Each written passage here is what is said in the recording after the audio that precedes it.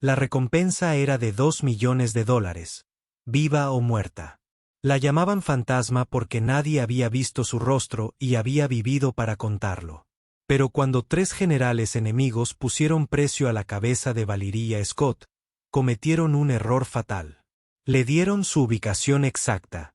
Les presento a Valeria Scott. 28 años, cabello negro azabache que llevaba corto por razones prácticas, ojos azul hielo que podían ver a través de una mira a distancias increíbles y una reputación que hacía despertar a los comandantes militares más curtidos con sudores fríos. Durante 2 años, había sido la mujer más buscada en 3 países diferentes. No por lo que había robado, ni por los secretos que había revelado, ni por los gobiernos que había derrocado. Valeria Scott era buscada porque era la asesina más efectiva que el mundo moderno había visto jamás. Y había estado eliminando sistemáticamente objetivos de alto valor con precisión quirúrgica a través de fronteras internacionales. La llamaban fantasma con razón. En 24 asesinatos confirmados, ni un solo testigo había visto su rostro. Las cámaras de seguridad fallaron justo en el momento justo. Los guardias se dormían durante turnos cruciales. Complejos enteros quedaban a oscuras durante el tiempo justo que necesitaba para completar su misión y desaparecer en la noche. Pero Valeria no había empezado como asesina. Había empezado como algo muy diferente, algo que hacía que su profesión actual fuera irónica e inevitable.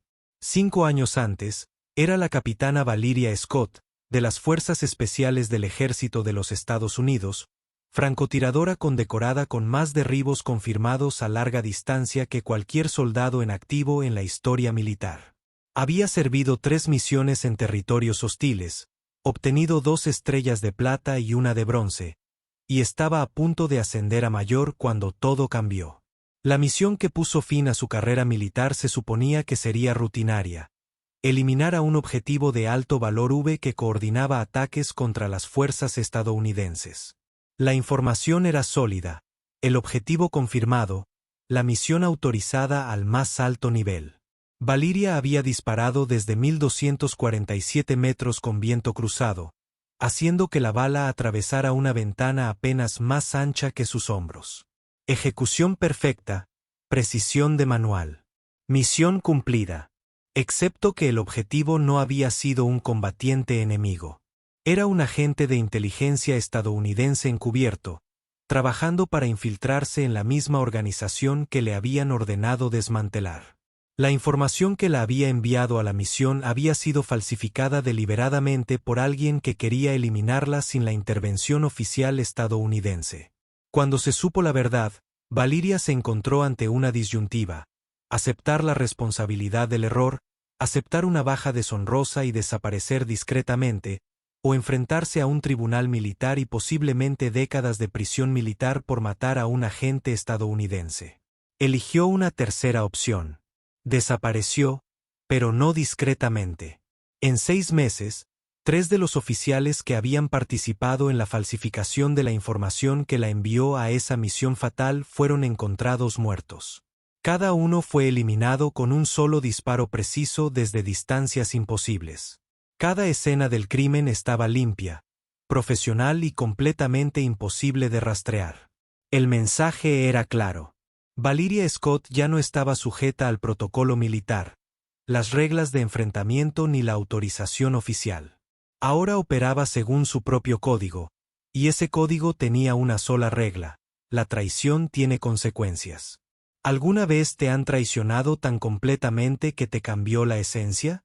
A veces, las personas en las que más confiamos son las que nos enseñan que confiar es un lujo que no podemos permitirnos. Durante los siguientes 18 meses, Valeria trabajó como agente independiente, aceptando contratos que se alineaban con su sentido personal de la justicia. Líderes de cárteles de la droga que usaban niños como soldados, traficantes de armas que vendían armas a organizaciones terroristas, políticos corruptos que se beneficiaban de la trata de personas. Su reputación creció rápidamente en el sombrío mundo de la inteligencia internacional y el crimen organizado. Era costosa, era selectiva y absolutamente confiable. Cuando Valeria Scott aceptó un contrato, El objetivo ya estaba muerto. Simplemente aún no lo sabían. Los 3 generales que cometieron el error de poner precio a su cabeza representaban todo lo que ella había llegado a despreciar del complejo militar industrial que la había traicionado. El general Marcus Reeves comandaba la 7ª División de Infantería y llevaba 3 años vendiendo inteligencia militar estadounidense al mejor postor. Su información había conducido directamente a la muerte de al menos 40 soldados estadounidenses, pero sus conexiones en el Pentágono lo hacían intocable a través de los canales oficiales. El general Hassan al-Rashid controlaba un ejército privado en los territorios en disputa entre 3 naciones, financiado con dinero del petróleo y sostenido por negocios de armas con organizaciones criminales internacionales.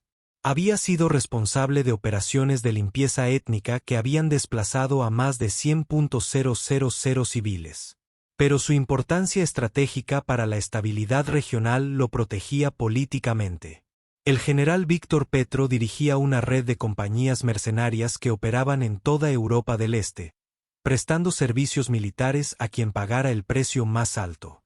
Sus fuerzas habían sido vinculadas a crímenes de guerra en 4 conflictos diferentes, pero su capacidad para proporcionar una negación plausible de las operaciones gubernamentales lo hacía valioso para las agencias de inteligencia de ambos bandos en diversos conflictos. Los 3 hombres tenían algo en común: se habían beneficiado enormemente de la corrupción militar y el compromiso moral que habían destruido la fe de Valiria en la justicia oficial. La recompensa había sido idea suya. Unieron sus recursos, ofrecieron suficiente dinero para expulsar al fantasma y eliminar la amenaza que representaba para sus diversas empresas criminales. No tenían ni idea de que estaban a punto de brindarle la oportunidad perfecta para enviar un mensaje que resonaría en todos los centros de mando, organizaciones criminales y agencias de inteligencia del mundo. El anuncio llegó por canales clandestinos una mañana de martes de noviembre. Un total de $2 millones, distribuidos equitativamente entre los 3 generales por información que condujera a la captura o la muerte confirmada de la francotiradora conocida como Fantasma. En cuestión de horas, la recompensa se discutía en bares de mercenarios de Bangkok a Bogotá, en casas de seguridad criminales de Moscú a Ciudad de México, en oficinas de inteligencia de Langley a Londres. Todos querían cobrar $2 millones. Todos creían que podrían tener éxito donde las fuerzas militares y las fuerzas del orden internacionales habían fracasado. Todos se equivocaban. Valiria recibió la noticia sentada en un pequeño café de Praga, leyendo mensajes cifrados en una computadora portátil que se autodestruiría si alguien más intentaba acceder a ella. Leyó el anuncio de la recompensa 2 veces, memorizando cada detalle. Luego cerró la computadora y sonrió por primera vez en meses. Le habían dado sus nombres. Le habían dado sus ubicaciones aproximadas. Incluso le habían proporcionado fotografías para su identificación. Y lo más importante, habían cometido el grave error que había provocado la muerte de tantos de sus objetivos anteriores. Habían asumido que ser casada era algo que les pasaba a otros. Valiria terminó su café, pagó la cuenta y salió a la tarde praguense con el paso relajado de quien acaba de recibir una excelente noticia. Tenía trabajo que hacer. El primer desafío era la logística. 3 objetivos en 3 lugares diferentes, todos fuertemente vigilados, todos ahora en alerta máxima por posibles intentos de asesinato. Los enfoques tradicionales requerirían semanas de vigilancia, recopilación de información detallada y rutas de infiltración cuidadosamente planificadas. Valiria no tenía semanas. La recompensa significaba que todos los criminales, mercenarios y agentes autónomos del mundo la estarían buscando. Necesitaba completar las 3 eliminaciones antes de que su propia ubicación pudiera verse comprometida. Y lo que era más importante, necesitaba dejar una huella. Estas 3 muertes no podían simplemente eliminar sus amenazas inmediatas. Necesitaban enviar un mensaje que disuadiera a cualquiera de pensar que cazar al fantasma era una oportunidad de negocio rentable. Empezó con el general Reeves. La inteligencia indicaba que Reeves se encontraba en una base de operaciones avanzada en una región montañosa, donde su división realizaba ejercicios de entrenamiento con las fuerzas militares locales. La base estaba rodeada por 3 niveles de seguridad, contaba con patrullas las 24 horas y apoyo aéreo disponible en cuestión de minutos. Además, se encontraba exactamente a 2.347 metros de una línea de RG que ofrecía un ocultamiento perfecto y una línea de visión sin obstáculos hacia el centro de mando. Valiria llegó a la cresta antes del amanecer, moviéndose en la oscuridad con la silenciosa eficiencia que le había ganado su reputación. Llevaba un rifle Barrett M82 a calibre 1.50, elegido específicamente por su capacidad para penetrar el cristal blindado y ofrecer una potencia de frenado devastadora a distancias extremas. Establecer su posición le llevó 47 minutos. Debía tener en cuenta la velocidad del viento, la humedad, la presión atmosférica y la rotación de la Tierra en esa latitud. El disparo atravesaría casi 2,5 kilómetros de aire montañoso, cayendo aproximadamente 5,5 metros debido a la gravedad y desplazándose casi 0,9 metros debido al viento cruzado. Exactamente a las 8:47, el general Reeves salió de su cuartel y caminó hacia el centro de mando, siguiendo la misma rutina que había mantenido durante los últimos 6 días. Valiria controló su respiración, apuntó a su objetivo con la mira y apretó el gatillo. La bala de calibre 50 viajó a 840 metros por segundo, recorriendo la distancia hasta su objetivo en 2,8 segundos. Dio en el centro del cuerpo del general Reeves, eliminándolo instantáneamente antes de que el sonido del disparo llegara a la base. Para cuando las fuerzas de seguridad identificaron la dirección del disparo y organizaron una respuesta, Valiria ya se encontraba a 5 kilómetros de distancia, avanzando hacia su punto de extracción con el ritmo metódico de quien ha realizado esta misma secuencia cientos de veces. La noticia de la muerte de Reeves llegó a las redes internacionales de inteligencia en 3 horas. El hecho de que lo hubieran eliminado a pesar de estar rodeado de seguridad militar durante el día y desde una distancia que la mayoría de los francotiradores considerarían imposible conmocionó a los centros de mando de todo el mundo. Pero Valiria ya estaba concentrada en el segundo objetivo. El general Al-Raseed respondió a la noticia de la muerte de Reeves aumentando su seguridad hasta niveles paranoicos. Trasladó su cuartel general a un complejo de búnkeres subterráneos, se rodeó de 3 capas de guardias armados y suspendió todas las actividades al aire libre hasta que el fantasma pudiera ser localizado y eliminado. Sus precauciones fueron minuciosas, profesionales y completamente inútiles. Valiria había estudiado el complejo de búnkeres durante 18 meses, mucho antes de que se anunciara la recompensa. La paranoia de Al-Raseed lo hacía predecible, y su fortaleza subterránea tenía una debilidad fatal que nunca había considerado. El sistema de ventilación del complejo obtenía aire de respiraderos ubicados en la superficie, aproximadamente a 400 metros de la entrada principal. Los respiraderos estaban protegidos por clasificación de metales y sensores electrónicos, pero ofrecían algo mucho más valioso que el acceso físico, acceso acústico. Mediante equipos de audio especializados, Valiria podía monitorear las conversaciones que tenían lugar dentro del búnker analizando las vibraciones sonoras en el sistema de ventilación. Tras 6 horas de vigilancia electrónica, identificó la ubicación de Al-Raseed dentro del complejo, su horario diario y el horario de sus rotaciones de seguridad.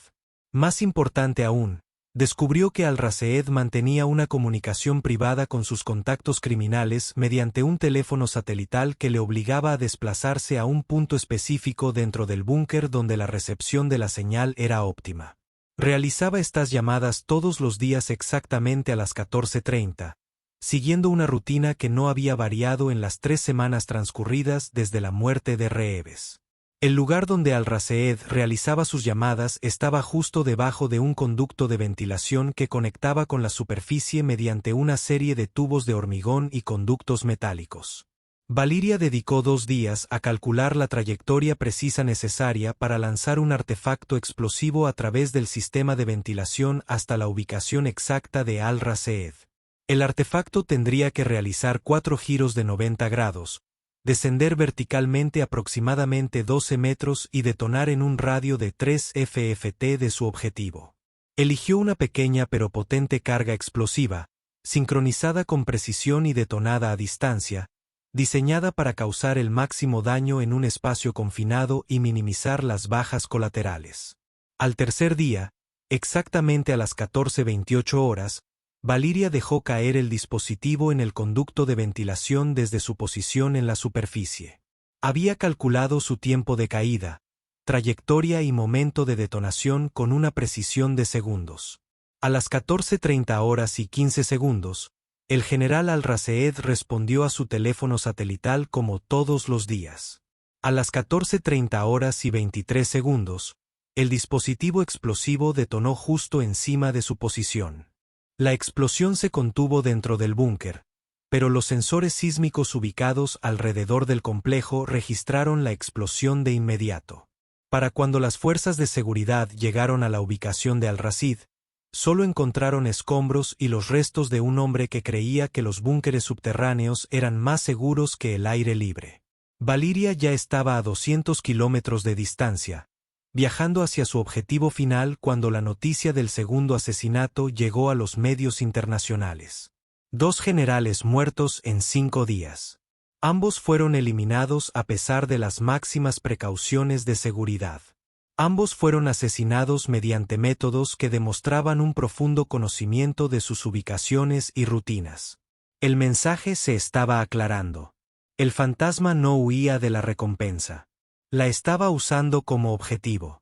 El general Petro recibió la noticia de la muerte de Al-Raseed a bordo de su yate privado, anclado a 12 kilómetros de la costa en aguas internacionales. Su respuesta fue inmediata y exhaustiva. Se suspendieron todas las operaciones. Todo el personal fue llamado al yate y la embarcación se trasladó de inmediato a una nueva ubicación que solo el propio Petro conocía. El yate era una fortaleza flotante, con sistemas de radar, detección por sonar, guardias armados y sistemas de armas antiaéreas. Petro había convertido una embarcación de lujo en un centro de mando móvil capaz de detectar y destruir cualquier amenaza que se acercara por mar, aire o agua. También cometió un grave error de juicio. Petrov asumió que Valiria necesitaría acercarse a su yate para eliminarlo. Había preparado defensas contra todos los métodos de asalto posibles: submarinos, aviones, buques de superficie, incluso la inserción de helicópteros. Para lo que no se había preparado era para la posibilidad de que ya estuviera a bordo. 3 semanas antes, Valiria se había infiltrado en la organización de Petrov bajo la identidad de Marina Bulov, especialista en comunicaciones con credenciales impecables y amplia experiencia en sistemas de seguridad marítima.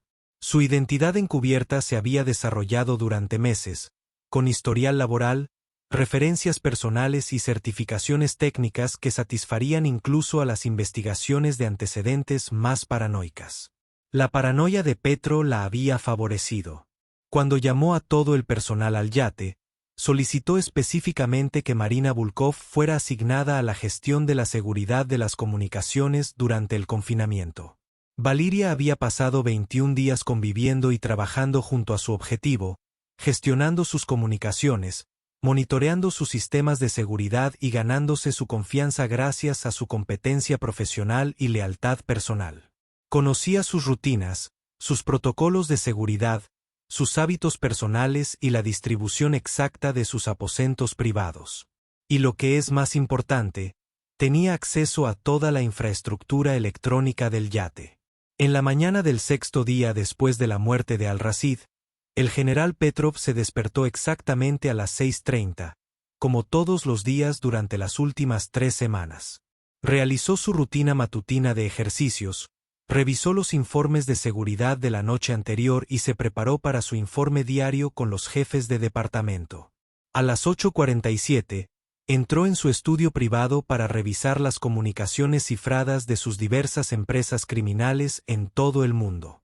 A las 8:48, Marina Bulkov llamó a su puerta con una actualización de seguridad urgente que requería su atención inmediata.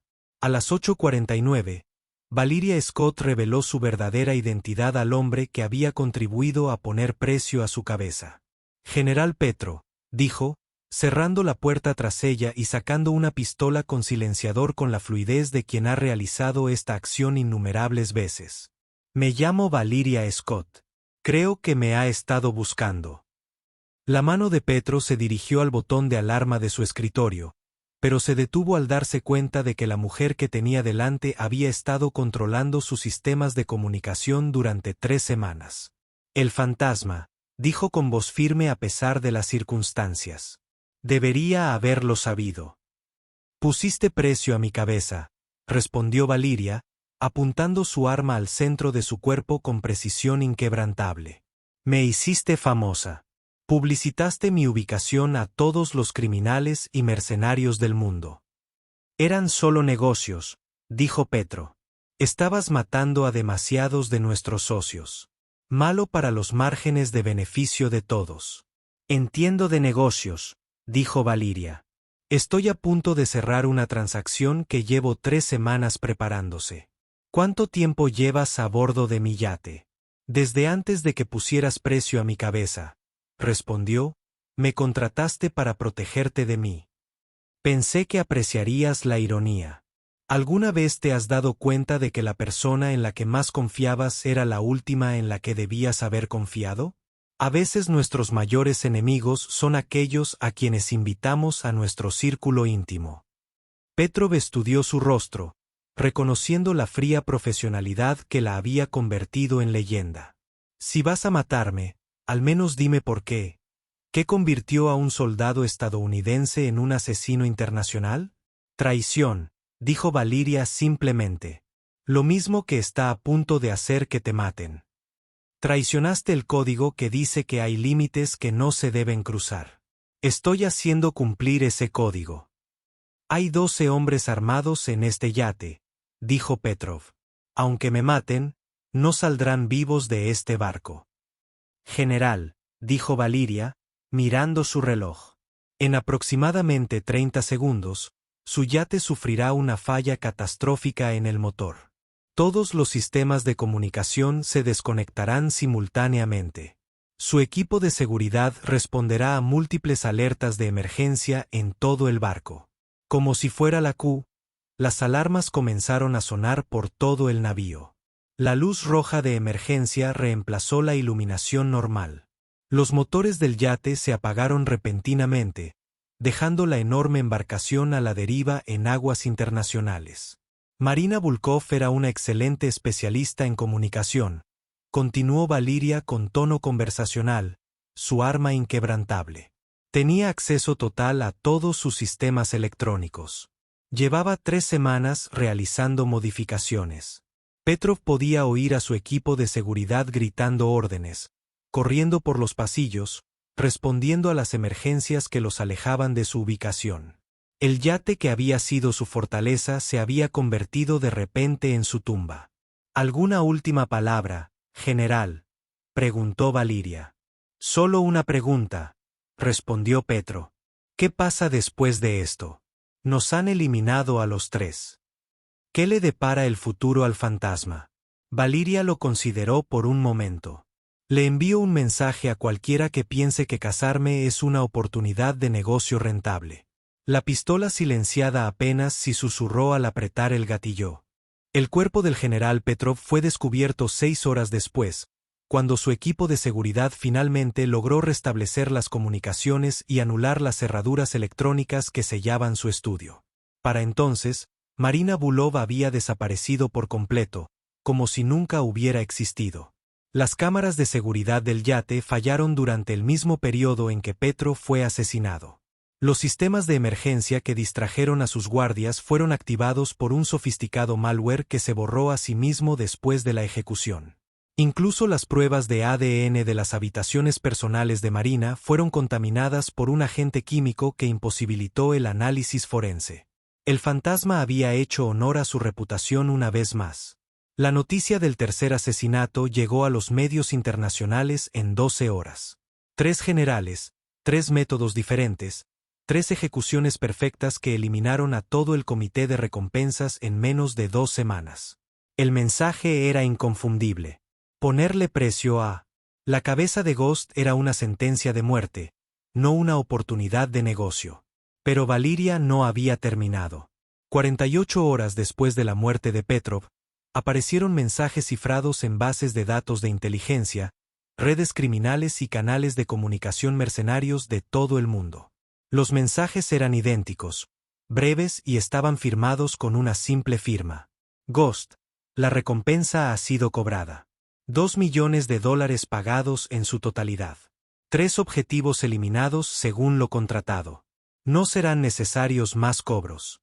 Esto concluye todos los asuntos pendientes relacionados con la francotiradora conocida como Ghost. Cualquier recompensa futura se considerará incumplimiento de contrato y se gestionará como corresponde. El mensaje fue seguido por fotografías detalladas de las 3 escenas del crimen, especificaciones técnicas completas de las armas y métodos utilizados, y marcas de tiempo precisas que demostraban que las 3 eliminaciones se habían completado dentro del plazo del anuncio original de la recompensa.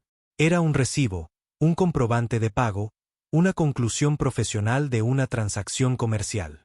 Pero también era una advertencia. En una semana, 3 organizaciones criminales distintas retiraron discretamente las recompensas que habían estado considerando ofrecer a varios objetivos internacionales. 2 agencias gubernamentales cancelaron contratos por asesinatos que habían sido planeando autorizar. Una docena de compañías mercenarias decidieron repentinamente que buscar información relacionada con fantasmas era demasiado costoso para sus presupuestos actuales. Toda la economía clandestina del asesinato y el espionaje internacional había recibido un mensaje de Valiria Scott, y ese mensaje era perfectamente claro. Algunas personas son más peligrosas de cazar que de ignorar. 6 meses después, Valiria estaba sentada en un café diferente en una ciudad diferente, leyendo diferentes mensajes cifrados en una computadora portátil autodestructiva diferente. El café estaba en Viena esta vez. Los mensajes le ofrecían un contrato en el sudeste asiático, y la computadora portátil se disolvería en componentes irrastreables si alguien más intentaba acceder a ella. Había regresado a su trabajo anterior, contratos selectivos que se alineaban con su sentido personal de la justicia. El incidente de la recompensa había mejorado su reputación en lugar de dañarla. Las organizaciones criminales ahora competían por contratar sus servicios, entendiendo que tener al fantasma trabajando para ti era infinitamente preferible a tenerla trabajando en tu contra. Pero algo había cambiado en esas 2 semanas en las que había sido la mujer más perseguida del mundo. La experiencia de ser presa le había recordado por qué había elegido convertirse en depredadora. Las consecuencias de la eliminación de los 3 generales repercutieron en el submundo criminal internacional de maneras inesperadas. La red mercenaria de Petrov se fracturó sin su liderazgo, con varios tenientes luchando por el control y exponiendo inadvertidamente años de operaciones ocultas a las fuerzas del orden. El ejército privado de Al-Rashid se disolvió de la noche a la mañana, dejando un vacío de poder que las fuerzas gubernamentales legítimas llenaron rápidamente, trayendo estabilidad a una región que durante décadas solo había vivido conflictos.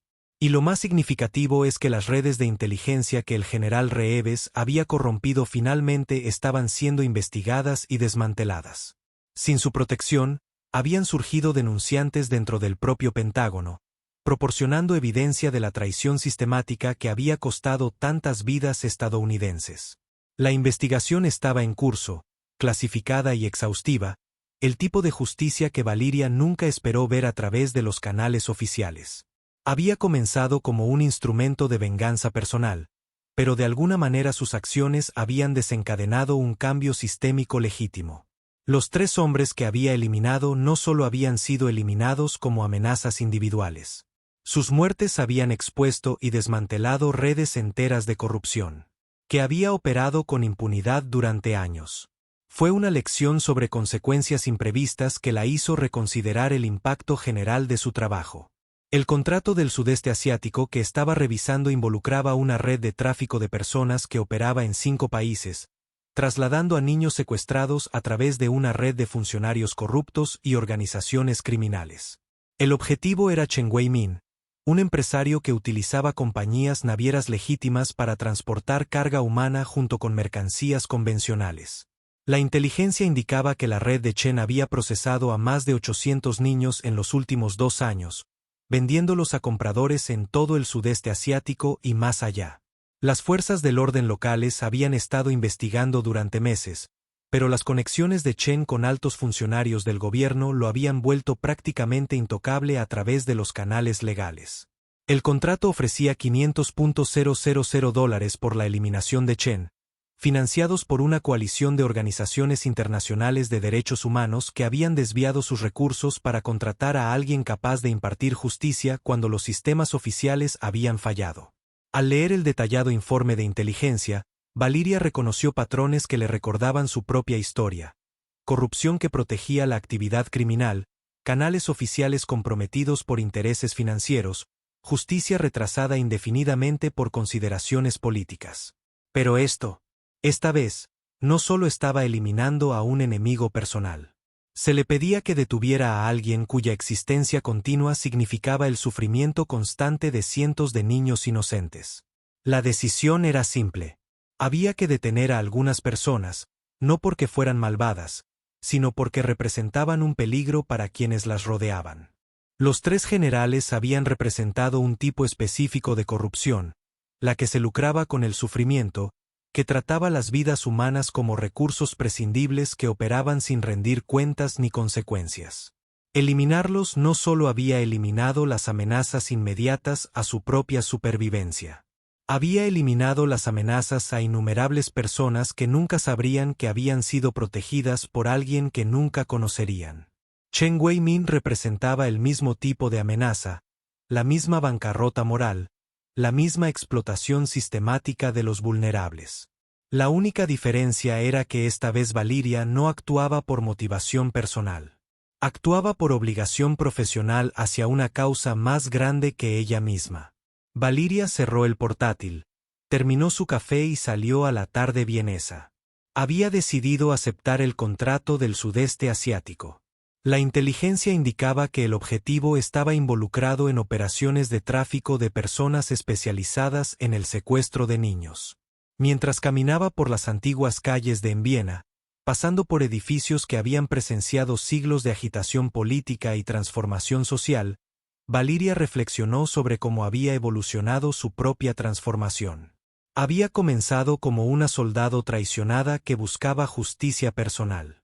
Se había convertido en algo más complejo, una fuerza impulsora del cambio sistemático en situaciones donde la justicia tradicional había fracasado. No pasó inadvertida para ella la ironía de que se había vuelto más eficaz protegiendo vidas inocentes como criminal que como soldado. Las reglas militares de combate, las consideraciones políticas y los procesos burocráticos de aprobación a menudo le habían impedido actuar cuando más se necesitaba. Ahora, operando al margen de esas limitaciones, podía responder a las amenazas de forma inmediata, decisiva y sin concesiones. Su dispositivo de comunicación encriptado emitió un mensaje prioritario. El contrato del sudeste asiático se había actualizado con nueva información. Chen Weimin planeaba expandir sus operaciones a Europa del Este, estableciendo nuevas rutas de tráfico que triplicarían su capacidad para procesar a niños secuestrados. El plazo para su eliminación se había adelantado. Debía ser detenido en las próximas 2 semanas antes de que la nueva red entrara en funcionamiento. Valiria leyó la actualización de inteligencia 2 veces, memorizando ubicaciones, horarios y protocolos de seguridad. Chen operaba desde un complejo fuertemente fortificado en Singapur, rodeado de operaciones comerciales legítimas que le proporcionaban la cobertura perfecta para sus actividades criminales.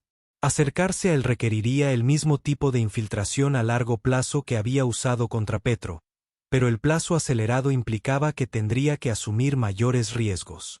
Sonrió levemente, reconociendo el desafío habitual. Un objetivo complejo, seguridad sofisticada, un calendario ajustado y la vida de cientos de niños dependiendo de su éxito. Era exactamente el tipo de misión que le recordaba por qué había elegido este camino. El fantasma ya no era solo una asesina. Se había convertido en algo que el mundo necesitaba, incluso si el mundo no entendía lo que representaba. Había que detener a algunas personas. La justicia no podía esperar a la autorización oficial. Algunos problemas requerían soluciones que existían fuera de los marcos legales y las complejidades morales. El fantasma tenía trabajo que hacer. Si alguna vez te ha traicionado el sistema en el que más confiabas, entiendes por qué algunas personas eligen operar al margen de los canales oficiales. A veces, la justicia más efectiva proviene de quienes se niegan a aceptar que algunos delitos son demasiado rentables para procesarlos. A veces, las personas que nos protegen son las que nunca vemos venir.